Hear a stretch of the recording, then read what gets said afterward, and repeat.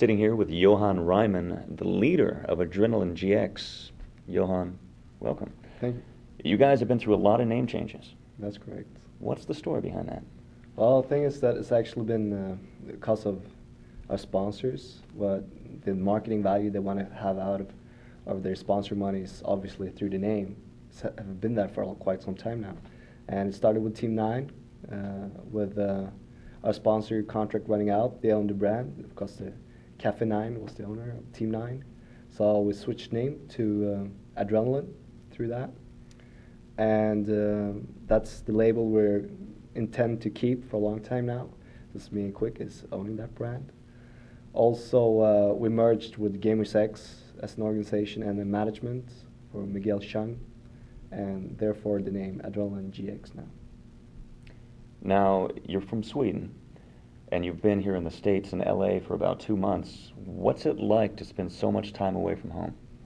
I think it's, for the competition-wise, it's been really good for us, being able to focus 100% on our game and thinking CS, living CS all the time, you know, where your teams, you discuss all the things that you have in mind right away instead of having it in your mind when you go to bed and then you forget about it the next day, you know. But of course, it's mentally wise, it's tough on you because living with 5 guys that can't clean up after themselves, I hate that, you know. So it's not like having 5 girlfriends, unfortunately. You guys are best known for your slow style of play. How did that come about? Actually, originally when I founded Mafia a long time ago, which some people might not even remember, we were a quite fast-paced team. Play really fast with really well-coordinated tactics. Everybody knew what to do and how to play. Unfortunately, the game have developed to a much slower style of play because of the money control. It's all about who controls the other team's money that's going to win the game. That's my personal opinion. You have to have full control of your own team's money and the other team's money. And the only way of doing that is to play slow, find out how much money do they have, what kind of weapons, and then we do tactics after that. We try to play a little bit more like football with audibles. And a big problem within the game itself is that it actually only grants the defending side $2,000 each if the time runs out, instead of 3,300 if they win the round by defuse or killing all their opponents. And during crucial weapon rounds, when you have a good money advantage, you might want to screw up their weapon system or their money system by letting the time run out. And therefore, that's the idea of it. You have 3 new players since the last CPL. What have you been doing? How do you bring new players into your style of play? Well, it's not going to be this hard this time because we have Executor, Quick, and Vesslan, myself, that is the core group of the players.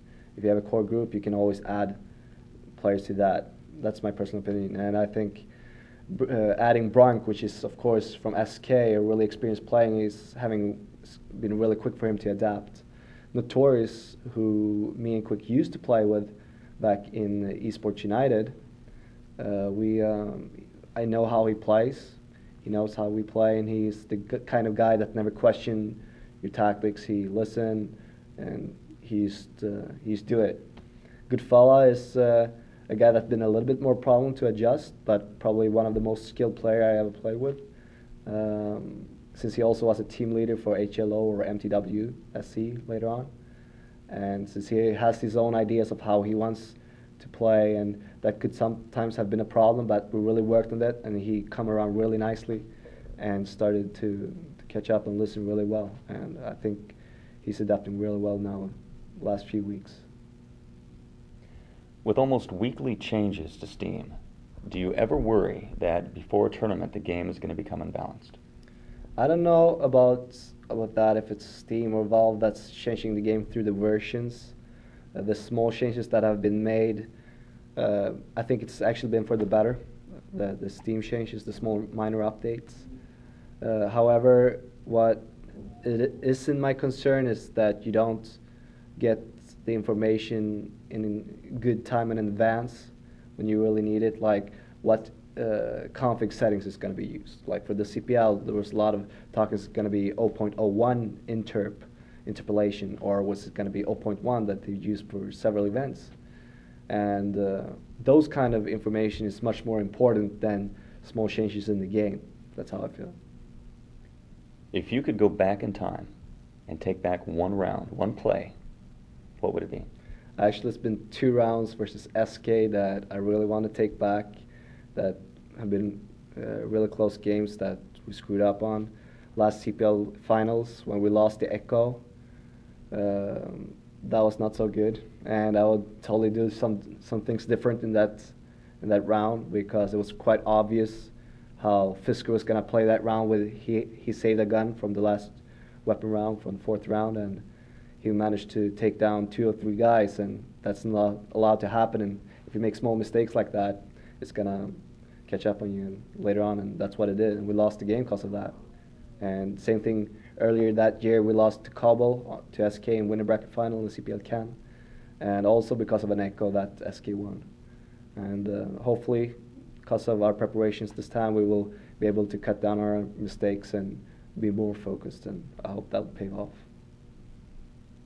Well, now's your chance, as we wrap this up, to give any final shout-outs, any final, anything you want to say to your sponsors? I would like to send a big thank to Maurice Quere from Sennheiser Communications, who made this boot camp in California possible for us. Also, Miguel Shang, who's been taking care of us from GamersX. Really, really great guy, and I appreciate him a lot. Well, Johan, good luck to you and your team. Thanks a lot. Take care.